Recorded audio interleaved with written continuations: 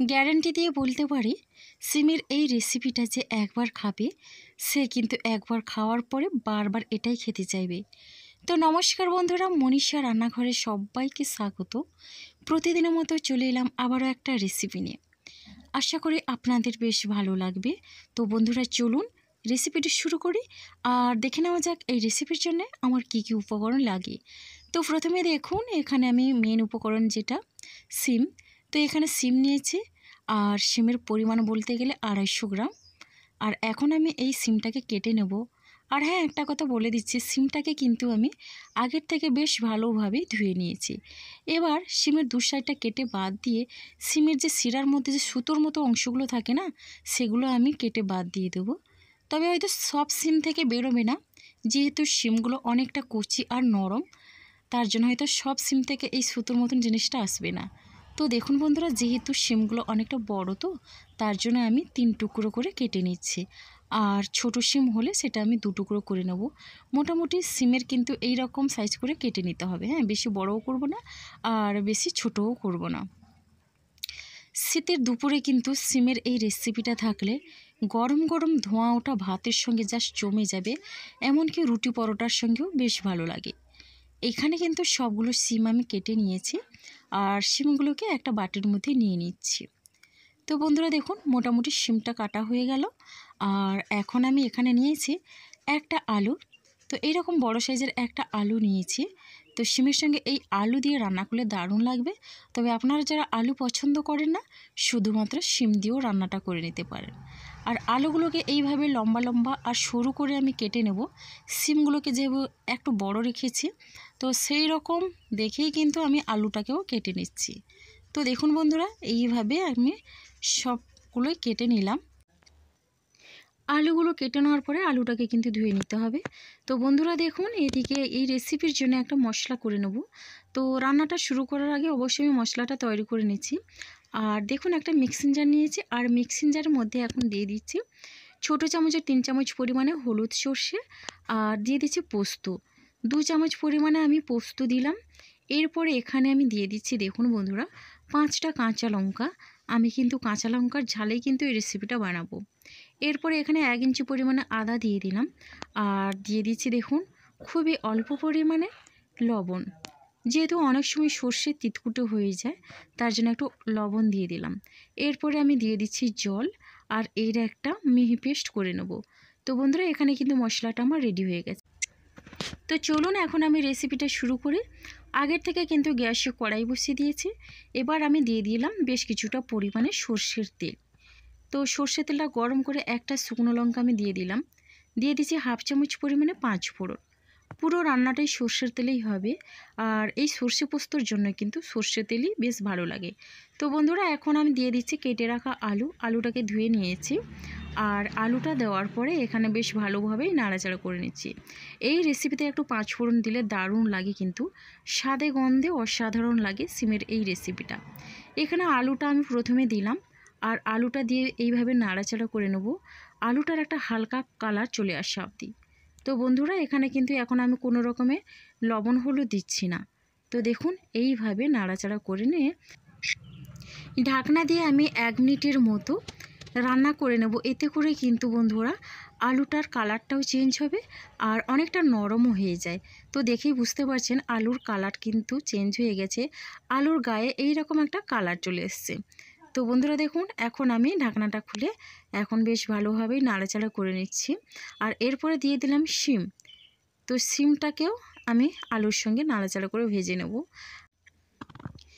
বন্ধুরা শিম যারা খেতে একেবারে অপছন্দ করে, এইভাবে একবার বানিয়ে খেলে কিন্তু শিমের এই রেসিপিটা এতটাই ভালো লাগবে যে এটাই কিন্তু বারবার খেতে চাইবে। কোনো রকমের ঝামেলা ছাড়াই মাত্র কয়েক মিনিটের মধ্যেই রেডি হয়ে যায় শিমের এই রেসিপিটা। তো দেখেই বুঝতে পারলেন এখন আমি মিডিয়াম ফ্লেমে রেখে বেশ ভালোভাবে নাড়াচাড়া করে নিলাম। আর এখন আমি দিয়ে দিচ্ছি স্বাদ অনুসারে লবণ। পুরোপুরি রান্নাটার জন্যই আমি লবণটা দিয়ে দিলাম, পরে কিন্তু আর আমি লবণ দেব না। এরপরে লবণটা দিয়ে বেশ ভালোভাবেই নাড়াচাড়া করে নিলাম। এইভাবে নাড়াতে নাড়াতে কিন্তু সিমটাও আলুর সঙ্গে ভাজা হয়ে যাবে। আর সিম আলুটা হালকা করে ভেজে নিয়ে রান্না করলে কিন্তু দারুণ লাগে সিমের এই রেসিপিটা। সিমের যে একটা কাঁচা গন্ধ থাকে সেটা কিন্তু আর থাকবে না। তো এই পদ্ধতিতে একবার হলো সিমের এই রেসিপিটা রান্না করে দেখুন, তাহলে কিন্তু বেশ ভালো লাগবে দুপুরে গরম ভাতের সঙ্গে। আর ভীষণ মজার হয় সিমের এই রেসিপিটা। তো এখন আমি শিম আলু লবণ দিয়ে নাড়াচাড়া করে নেওয়ার পরে এখানে ঢাকনা দিয়ে রান্না করে নিচ্ছি 3 থেকে 4 মিনিটের মতো মিডিয়াম টু লো ফ্লেমে।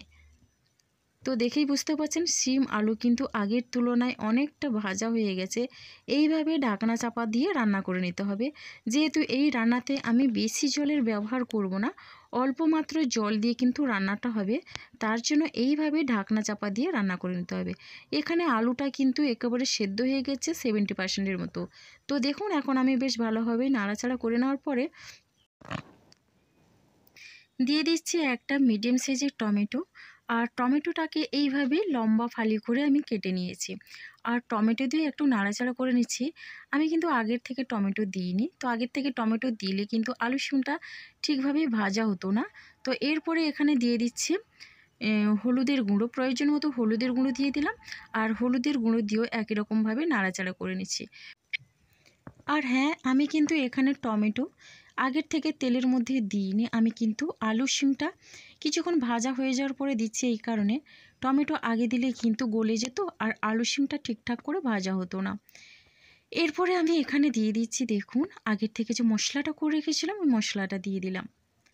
তো বন্ধুরা এখন মশলাটা দিয়ে বেশ ভালোভাবে নাড়াচাড়া করে নেব। আর মশলাটা দিয়ে কিন্তু বেশি সময় ধরে আমি ভাজবো না, যেহেতু এখানে সর্ষে দেওয়া আছে আর পোস্ত দেওয়া আছে, পোস্তর থেকে একটা কাঁচা গন্ধ চলে যাওয়া অবধি এইভাবে একটু নাড়াচাড়া করে নেব। সিমের অনেক রকমের রেসিপি খেয়েছেন, তবে সিমের এই রেসিপিটা একবার ট্রাই করে দেখুন, দেখবেন বেশ ভালো লাগবে খেতে। তো বন্ধুরা এখানে কিন্তু এইভাবে শিমটা নাড়াচাড়া করে নিয়ে এরপরে আমি এখানে দিয়ে দেব প্রয়োজন মতো জল। এখানে কিন্তু বেশি জলের প্রয়োজন হবে না, যেহেতু শিম আর আলু কিন্তু অনেকটা সেদ্ধ হয়ে গেছে। মিক্সিং জারটা দিয়ে অল্প পরিমাণে এখানে জল দিলাম আর জলটা দিয়ে একটু নাড়াচাড়া করে নেব। আর এরপরে আরও একটু অল্প পরিমাণে আমি পরে জল দিয়ে দেব। তো বন্ধুরা দেখুন মশলাটা যেহেতু দেওয়া আছে সর্ষে পোস্ত, তার জন্য বেশ ভালোভাবে নাড়াচাড়া করে নিতে হবে। আর এখানে আমি মিক্সিং জারটা দিয়ে আরও অল্প পরিমাণে জল দিয়ে দিয়েছি। আর দেখুন বন্ধুরা এখন কিন্তু আমি জলটা দেওয়ার পরে ঢাকনা দিয়ে 5 থেকে 7 মিনিটের মতো লো টু মিডিয়াম ফ্লেমে রেখে রান্না করে নেব। তো 5 মিনিট পরে কিন্তু আমি ফিরে এলাম। একেবারে লো ফ্লেমে রেখে রান্না করছি এই কারণে, যেহেতু সর্ষে পোস্ত বাটা দেওয়া হয়েছে আর এগুলো কিন্তু গ্রেভিটা অনেক ঘন, তার জন্য কিন্তু একেবারে হাই ফ্লেম বা মিডিয়াম ফ্লেমে রেখে রান্না করে নিই, তাহলে কিন্তু খুব সহজেই কিন্তু গ্রেভিটা শুকিয়ে যেত আর আলুটা যে পরিমাণে সেদ্ধ হতে বাকি ছিল সেটা সেদ্ধ হতো না। তার জন্য আমি লো ফ্লেমে রেখে রান্না করে নিয়েছি। এবার আমি এখানে দিয়ে দিচ্ছি খুবই অল্প পরিমাণে চিনি। চিনিটা দিলে মিষ্টি হবে না, তবে সব কিছুর স্বাদটা ব্যালেন্স করবে আর খেতে কিন্তু অসাধারণ লাগবে।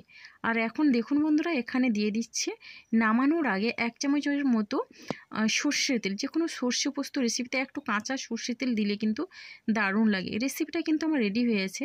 আর যখনই রেডি হবে তখনই কিছুক্ষণ আগে দিয়ে দিতে হবে নামানোর আগে সর্ষের তেল। দেখুন সর্ষের তেলটা দিয়ে বেশ ভালোভাবে আমি মিশিয়ে নিলাম। আর এখন আমি এটা নামিয়ে নেব পরিবেশনের জন্যে।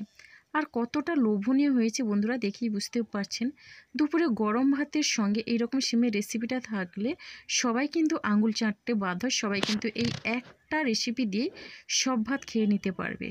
তো কেমন লাগলো এই রেসিপিটা অবশ্যই আপনারা একটা মিষ্টি কমেন্ট করবেন। আপনাদের একটা মিষ্টি কমেন্ট কিন্তু আমাকে অনেকটা উৎসাহ দেয় নতুন নতুন রেসিপি বানানোর জন্যে। নতুন বন্ধুরা রেসিপিটি ভালো লাগলে লাইক শেয়ার কমেন্ট এবং সাবস্ক্রাইব করে আমার পাশে থাকবেন। তো বন্ধুরা দেখুন সিমের এই রেসিপিটা কেমন লাগলো, কালারটা যেরকম দুর্দান্ত হয়েছে আর এটা খেতেও কিন্তু অসাধারণ হয়েছে। তো আজকের রেসিপিটা আমার এই পর্যন্ত। আর আগামীকাল আসবো আবারও একটা নতুন রেসিপি নিয়ে। আপনারা সবাই সুস্থ থাকুন, ভালো থাকুন। অসংখ্য ধন্যবাদ আর অনেক অনেক ভালোবাসা রইল আমার সোনা বন্ধুদের জন্যে।